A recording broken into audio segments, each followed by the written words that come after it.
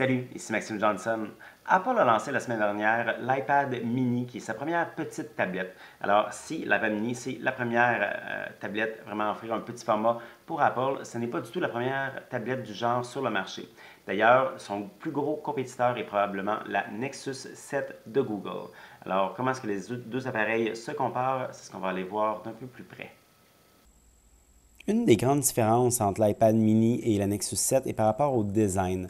Donc, la Nexus 7 est une tablette qui offre un design, je dirais, correct, mais qui n'est pas très, très haut de gamme non plus. Donc, on a une finition à l'arrière qui est en plastique, un plastique avec beaucoup de texture, ceci. Donc, il y a vraiment un peu un toucher, je dirais, caoutchouté, qui est quand même agréable. C'est une tablette qui est malheureusement un petit peu épaisse. Ça, c'est peut-être un petit problème. Mais donc, au final, lorsqu'on l'a, c'est quand même un appareil qui donne l'impression d'une assez bonne qualité. Ce n'est pas la tablette la plus jolie, mais pour une tablette, surtout de son prix, c'est vraiment très bien. Ceci dit, lorsqu'on prend l'iPad mini, alors là, tout de suite, on comprend vite qu'on est dans une autre catégorie, on est dans une autre ligue, là, carrément. Alors, l'iPad mini, c'est vraiment une tablette qui est très mince, à 7,2 mm, donc c'est beaucoup plus mince, en fait, que la Nexus 7, comme on peut le voir ici. Donc, c'est une tablette qui est mince, c'est une tablette qui a une finition tout en aluminium, donc c'est vraiment un boîtier qui est solide, un boîtier qui est agréable à tenir dans les mains. Je dirais que l'appareil, de la façon qu'il est conçu, on aime ça, comme je disais, l'avoir dans les mains. Donc, c'est vraiment très joli. On a ici, c'est un peu, donc les coins sont ronds, mais ils sont quand même abrupts, un petit peu comme avec je dirais, le dernier iPod Touch. Donc, c'est vraiment un appareil c'est un appareil ici qui vaut cher, mais clairement, on le voit lorsqu'on le tient dans nos mains. Là, c'est vraiment une tablette qui est haut de gamme. Vraiment, il n'y a aucun doute par rapport au design. C'est l'iPad mini qui remporte la manche. La taille des tablettes est quelque chose qui est vraiment très intéressant dans ce cas-ci. La Nexus 7 est une tablette qui est plus petite que l'iPad mini, donc en termes de superficie, si on veut. Donc, en fait, on a la même longueur de tablette, mais l'iPad mini est un peu moins large. Donc, on peut voir il y a une petite différence. Ceci dit, en termes d'épaisseur, comme je l'avais dit, c'est plus épais. Donc, oui, on a une différence. Oui, l'iPad mini est plus grand, mais je dirais que dans la vie de tous les jours, que ce soit lorsqu'on garde la tablette dans notre sac, dans une sacoche, que ce soit sur une table de chevet ou dans nos mains, je dirais que cet impact de taille-là est vraiment minime. Donc, oui, elle est plus large, mais honnêtement, ça ne change rien. C'est vraiment pas un facteur qui est important. Ceci étant dit, lorsqu'on allume les écrans, là on le voit, il y a par exemple une très grande différence dans la taille des écrans. Donc l'iPad mini a un écran de 7,9 pouces, le Nexus 7 a un écran de 7 pouces. Ça peut sembler petit sur papier, mais dans les faits, il y a quand même une grosse différence. Donc justement, la diagonale, c'est une des façons de mesurer une taille d'écran, mais si on regarde vraiment toute la superficie totale de l'écran, c'est beaucoup plus gros avec l'iPad mini. Donc l'iPad mini, on peut avoir beaucoup plus d'informations sur l'image, on peut avoir une plus grande photo, une plus grande vidéo, etc. Alors pour la taille, puisque la taille utilisable de la tablette est plus grande, pour une taille de l'appareil qui vraiment ne change pas grand-chose, vraiment, moi, je donne encore une fois le point à l'iPad mini. Même si l'iPad mini a un écran plus grand que celui de la Nexus 7, l'iPad mini a une résolution plus petite que l'appareil de Google. Alors, la résolution ici, écoutez, ça va de 1024 pixels par 768 pixels, alors qu'ici, on a 1280 pixels en hauteur par 800 pixels de largeur. Donc, tout ça, ça veut dire que surtout les textes, les icônes vont être beaucoup plus précis sur la Nexus 7 que sur l'iPad mini. Est-ce que l'iPad mini est vraiment horrible? Je dirais non, pas vraiment. D'ailleurs, beaucoup de monde disent donc, que c'est le même écran que celui de l'iPad 2, donc, parce que les deux ont la même résolution. Ceci dit, l'iPad mini a quand même une taille plus petite que l'iPad 2. Donc, c'est quand même l'image est beaucoup plus belle sur l'iPad mini que l'iPad 2. Mais donc, dans les deux cas, c'est vraiment celle de Google qui est supérieure. Vraiment, tous les textes sont clairs, les icônes sont précis. C'est vraiment agréable à regarder. Alors vraiment, pour l'écran, moi, je donne le point à la Nexus 7 de Google. Côté performance, écoutez, on a deux systèmes complètement différents ici. Alors, dans l'iPad mini, on trouve le processeur A5 d'Apple, donc le même qu'on retrouve dans l'iPad 2. Alors, l'A5, c'est un processeur double cœur qui est quand même, je vous dirais, performant, mais qui a été lancé il y a déjà 1 an et demi. Donc, c'est vraiment, en mobilité, il y a une éternité. La Nexus 7, pour sa part, a un processeur à 4 cœurs, le processeur Tegra 3.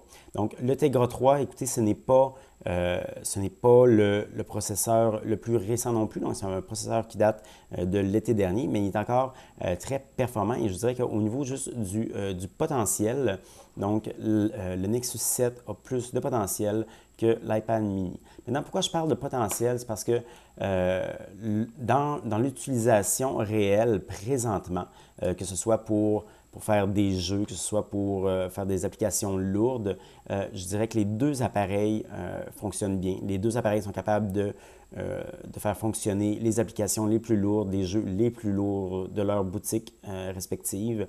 Les deux appareils sont fluides. Donc, est-ce qu'il y en a un qui souffre de... Est-ce que le plus de puissance dans la Nexus 7 lui donne un avantage? Présentement, moi, je ne dirais pas.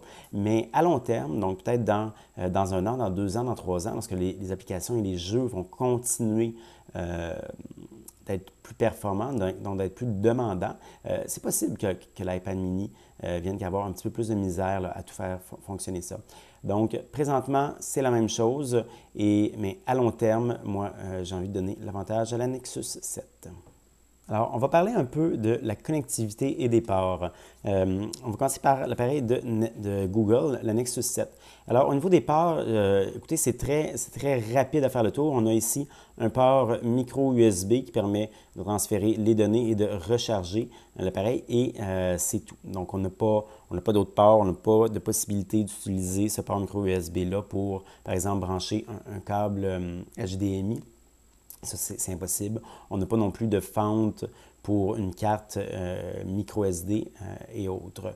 Donc, l'appareil, sinon, en termes de connectivité, on a une connectivité Wi-Fi dans le cas du modèle Wi-Fi et une connectivité HSPA+, dans le cas du modèle avec un accès Internet. Donc, sinon, écoutez, c'est les affaires habituelles, donc Bluetooth, NFC, etc. Au niveau de l'iPad mini, alors en termes de port, encore une fois, c'est même chose, c'est limité. Tout ce qu'on a, c'est le nouveau port Lightning d'Apple. Donc, Lightning, c'est le port qu'on retrouve dans l'iPhone 5. C'est un port qui, moi, je trouve très intéressant, qui peut être mis des deux côtés. C'est un port qui est solide. Là, on n'a pas l'impression de rien briser à chaque fois qu'on l'enfonce. Donc, ce port-là permet aussi, je dirais, de transférer un peu plus d'informations différentes. Donc, on peut avoir via des adaptateurs, évidemment, qui coûtent de l'argent. Donc, on peut insérer des cartes SD, on peut utiliser un port HDMI, un port VGA, etc. Donc, c'est vraiment un port qui est plus, je dirais, multifonctionnel. Au niveau des connectivités, bien, écoutez, cette fois-ci, encore même chose, on a une version Wi-Fi et on a aussi une version avec une connectivité Internet. Celle-ci, par exemple, étant LTE. Donc, la LTE de l'iPad mini va être plus rapide que le HSPA+, de la Nexus 7. Ici, on n'a pas de connectivité NFC, par exemple. Ceci dit, dans l'état du marché, présentement, ce n'est pas vraiment un très gros désavantage parce que la NFC, donc, est une technologie qui permet de transférer de l'information sans contact ou presque. Donc, on peut par exemple, rapprocher deux tablettes pour transférer, disons, une page web ou un fichier ou autre chose. Mais donc, dans les faits, ce n'est pas une technologie présentement qu'on utilise beaucoup. Éventuellement, ça pourrait être plus utile, par exemple, pour un portefeuille numérique, mais moi, c'est plus un avantage que je vois par rapport là, au téléphone intelligent plus qu'aux tablettes. Alors, pour ces raisons-là, donc, puisque l'iPad mini a plus d'avantages et que ces désavantages sont pas très désavantageux, je donne le point cette fois-ci à l'iPad mini. Alors, pour l'appareil photo numérique, écoutez, ça va être très rapide comme comparatif. L'iPad mini a un appareil photo numérique de 5 mégapixels à l'arrière et un appareil de 1,2 mégapixels à l'avant. La Nexus en a un de 1,2 à l'avant, mais n'a aucun appareil photo numérique à l'arrière. Je trouve pas personnellement que c'est un très gros désavantage parce que, bon, moi, je déteste prendre des photos avec une tablette, mais force est d'admettre que mieux vaut avoir un appareil photo que ne pas en avoir. Alors, le point cette fois-ci va à l'iPad mini. L'autonomie, écoutez, les deux appareils ont quand même une très bonne autonomie.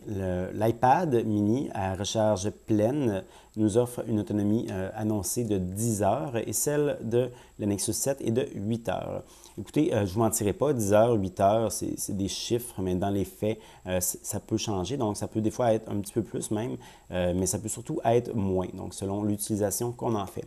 Dans les deux cas, je vous dirais que c'est de bonnes tablettes, c'est deux tablettes qui offrent une bonne autonomie. Donc, je ne vois pas l'autonomie comme étant vraiment un facteur qui différencie les deux vraiment, mais ceci dit, l'iPad en a un petit peu plus, alors le point va à l'iPad. Ce que vous voyez ici, c'est la couverture de l'iPad mini. Alors, c'est un petit étui qu'on met sur le devant et qui colle sur la tablette. Alors, lorsque je l'ouvre, c'est comme magique et ça ouvre la tablette automatiquement. Alors, ça, c'est seulement un des accessoires qu'il y a sur le marché. C'est un qui est fait par Apple. Évidemment, donc présentement, on n'a pas vraiment beaucoup de choses à se mettre sur la dent pour l'iPad mini, mais ça devrait être une question de temps parce qu'on sait bien que les compagnies qui font des accessoires aiment beaucoup les produits d'Apple. Pourquoi? Parce qu'ils ont juste un appareil à faire souvent et donc c'est des appareils qui ont des grosses ventes. Donc, c'est pour eux plus rentable de produire des accessoires pour Apple. La Nexus 7, écoutez, cet appareil-là a été lancé en juillet dernier. Présentement, Google n'a même pas encore lancé son couvercle officiel, donc on n'en a même pas. Alors oui, il y a des accessoires tiers sur le marché, mais donc encore une fois, c'est très minime. Ceci dit, donc est-ce que ça va être mieux à terme? Écoutez, Google semble vendre quand même beaucoup de Nexus 7, alors probablement que ça va s'améliorer, mais si j'avais à parier, si j'avais à mettre un petit 20$ probablement, ce serait sur l'iPad mini, parce que si l'histoire est garante du futur, ça devrait être de ce côté-là qu'il va y avoir le plus de fabricants qui vont miser leurs accessoires. Alors, si vous le voulez bien, on va délaisser un tout petit peu le côté matériel pour aller du côté logiciel et des applications qu'on peut faire avec des tablettes électroniques. Une de ces utilités-là, c'est vraiment la navigation de page web, donc la navigation web. C'est quelque chose qu'on fait beaucoup, que ce soit sur la route ou que ce soit sur le sofa. Alors, écoutez, de ce côté-ci, c'est quand même intéressant parce que je trouve que les deux plateformes et les deux tablettes surtout, donc sont quand même assez différentes, mais j'ai de la misère à vraiment déterminer un gagnant. Donc, écoutez, au niveau de l'iPad mini, on a quelques avantages, entre autres l'écran plus grand. Donc, c'est vraiment un avantage. On voit beaucoup plus d'informations par défaut, alors que sur la Nexus 7, c'est beaucoup plus petit.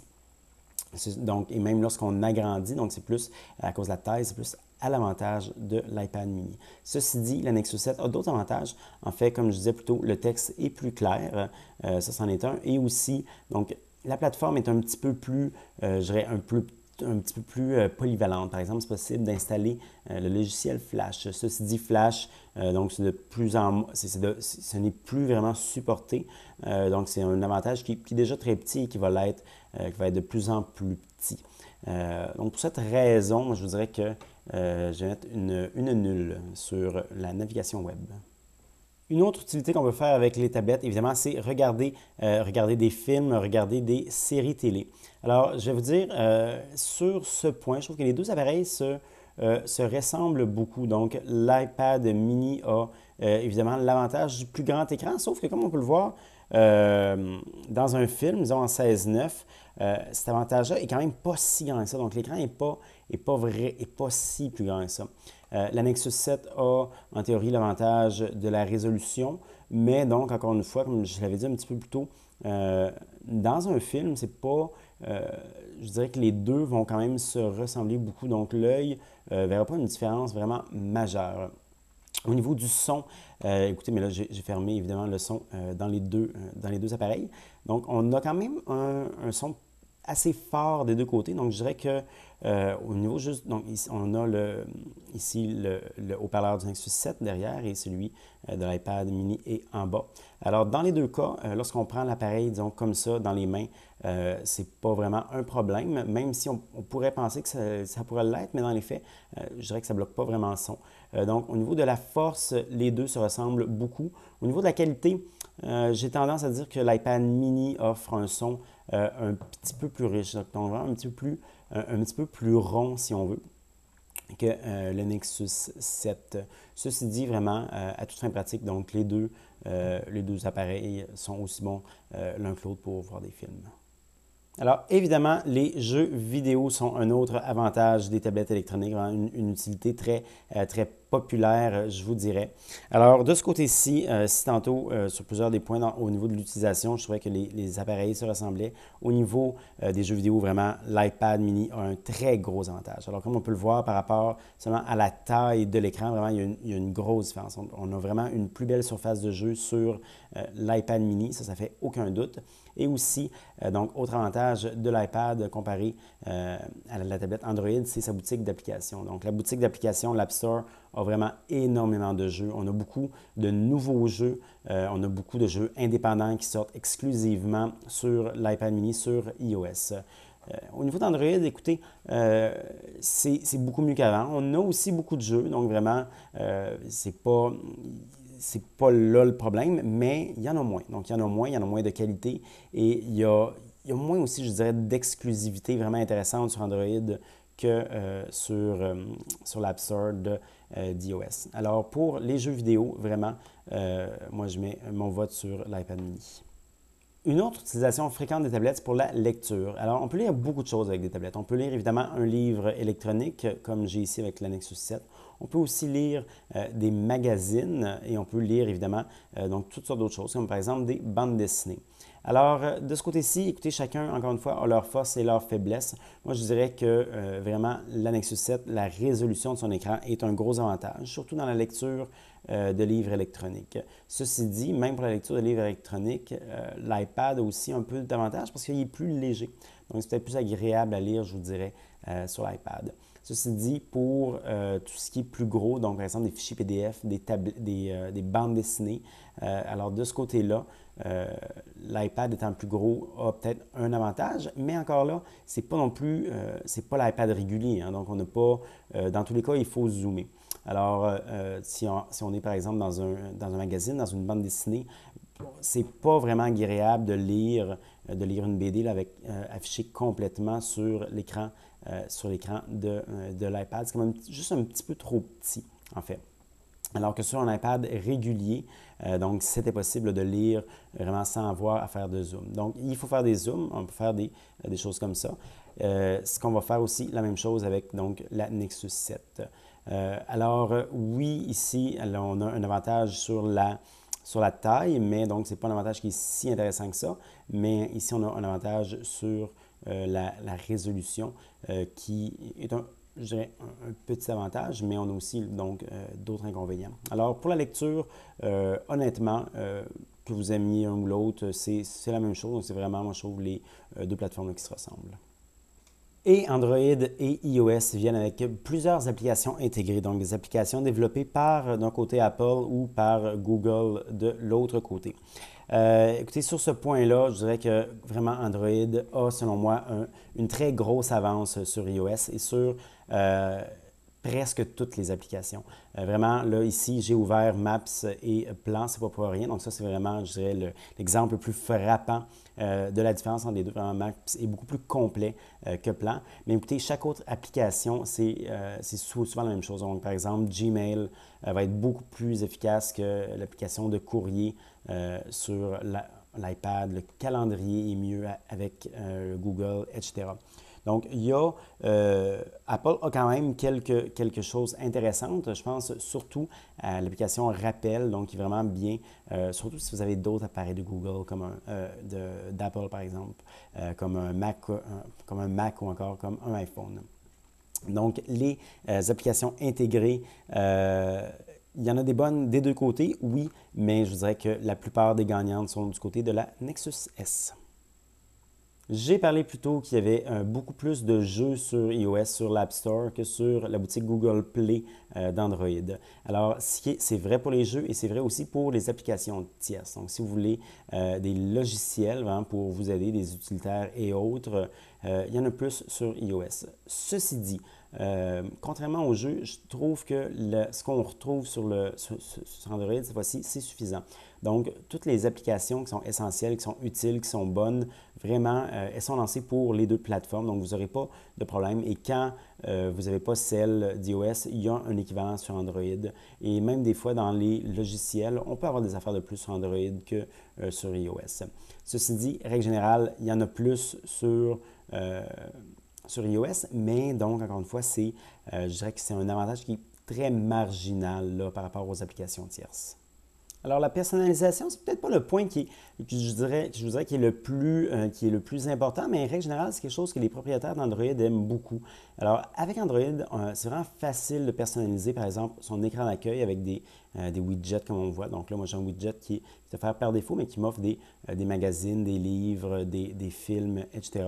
Alors, moi, j'ai mis aussi un petit widget ici pour la météo, pour l'heure. Donc, vraiment pour avoir un affichage beaucoup plus personnel, si on veut. Donc, c'est facile de changer beaucoup de choses sur sa tablette Android. Là, ici, moi, j'ai par exemple le lanceur par défaut, mais je pourrais vraiment tout changer pour, par exemple, que les applications, ça apparaisse complètement différent. Je pourrais rajouter des widgets. Il y a beaucoup de choses qu'on peut changer. Je peux changer mon clavier. Je peux avoir le clavier Android par défaut.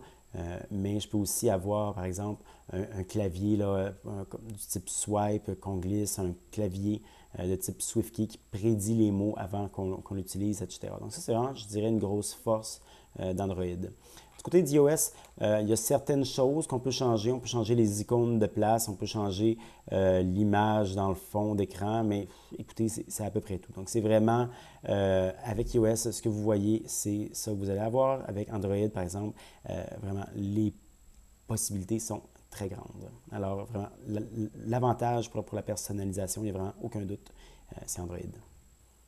Alors, j'aimerais vous parler un petit peu du système d'exploitation en tant que tel. Parce qu'en fait, oui, lorsqu'on a une tablette, souvent, on va être dans un logiciel directement, dans une application directement, mais aussi souvent, on est tout simplement dans le système. Donc, lorsqu'on passe d'une application à l'autre, lorsqu'on reçoit des notifications et autres.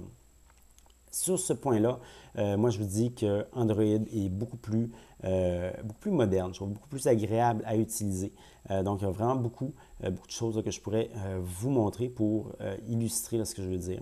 Par exemple, une des forces par rapport à iOS, donc là, je n'ai pas beaucoup d'alertes, mais les notifications, donc le système de notification, par exemple, ici, fonctionne super bien. Si je reçois un courriel, par exemple, je peux y répondre directement de mes notifications. Je peux tout enlever facilement. Je peux accéder rapidement à mes paramètres par la barre de notification, etc.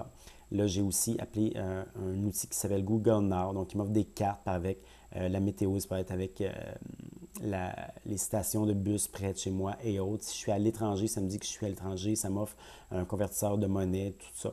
Donc, c'est vraiment très bien fait.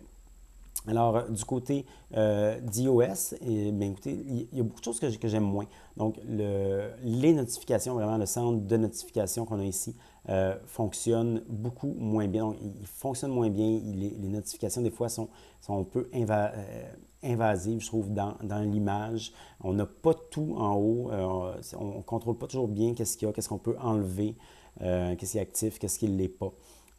Donc, vraiment, le système de pastilles qu'on a, c'est pas toujours, c'est bien, mais c'est pas toujours très efficace. Les paramètres, écoutez, on a beaucoup plus de paramètres dans Android, donc qui sont faciles à contrôler, qui sont peut-être plus puissants même des fois, par exemple pour gérer sa consommation de données et autres. Donc, vraiment, pour le système d'exploitation, iOS est un bon système d'exploitation, on s'entend, mais vraiment, moi, je trouve que Android, par rapport à ça, a vraiment l'avantage. L'iPad mini et la Nexus 7 ont une autre très grande différence, c'est le prix. Alors, la Nexus 7 est un appareil que moi j'avais dit dans ma critique originale qui est un appareil avec beaucoup de compromis. Donc, on a un compromis au niveau du design, on a une finition de plastique, on a un boîtier qui est quand même épais, on a un compromis aussi parce qu'on n'a pas d'appareil photo, par exemple. Ceci dit, c'est pas mal ça. Donc, les caractéristiques internes, sinon, c'est vraiment, c'est très bon. Donc, on a un bon processeur, on a un bon système d'exploitation, on a un bon écran. 209 $, c'est pour la version Wi-Fi avec une capacité de 16 gigaoctets qui devrait quand même être suffisante, mais ceux qui veulent plus, donc il y a moyen d'avoir une version de 32 gigaoctets à 259 $. L'iPad mini, écoutez, c'est un appareil qui est différent, donc ce n'est pas un appareil qu'Apple a fait pour vendre le moins cher possible. Donc, c'est un appareil qui vraiment est sans compromis. Et là, je dis sans compromis, je pèse mes mots. Je sais que plusieurs personnes pensent que l'écran vraiment est un compromis, mais ce n'est pas vraiment le cas, en fait, parce que la résolution de l'écran, en fait, est la même que l'iPad 2. Donc, ce qui permet à Apple de lancer une tablette plus petite, mais qui fonctionne sans aucune modification avec toutes les applications disponibles. Si Apple avait voulu mettre un meilleur écran, donc une meilleure résolution, il y avait deux choix. Il y avait soit à mettre la résolution de l'iPad 3 et l'iPad 4, de troisième et de quatrième génération, ce qui aurait probablement été une trop grosse résolution pour une taille d'écran comme ça.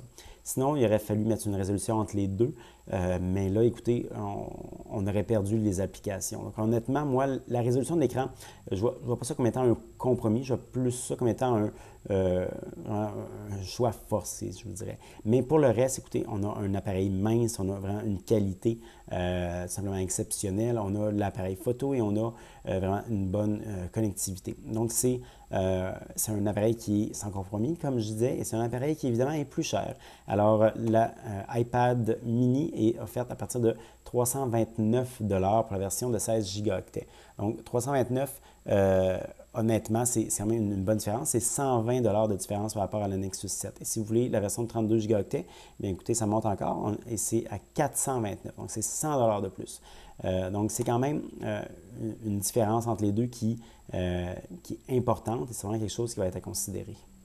Comme vous avez vu, l'iPad mini et la Nexus 7 sont deux quand même très bons appareils. C'est deux appareils qui ont beaucoup de force. C'est deux appareils qui, honnêtement, ont certaines faiblesses, mais c'est quand même des petites faiblesses. Les grosses différences, je vous dirais, écoutez, d'ici, de ce côté-là, l'iPad mini, on a vraiment une boutique d'applications riche. Donc, c'est vraiment ça sa grosse force. Et aussi, son format un petit peu plus grand, je dirais, l'avantage quand même par rapport à la Nexus 7. Un dernier gros avantage, son design. Donc, c'est vraiment un bel appareil. C'est un appareil qui est agréable à tenir en main et tout. La Nexus 7, par exemple, il ne faut pas la compter pour battu pour autant.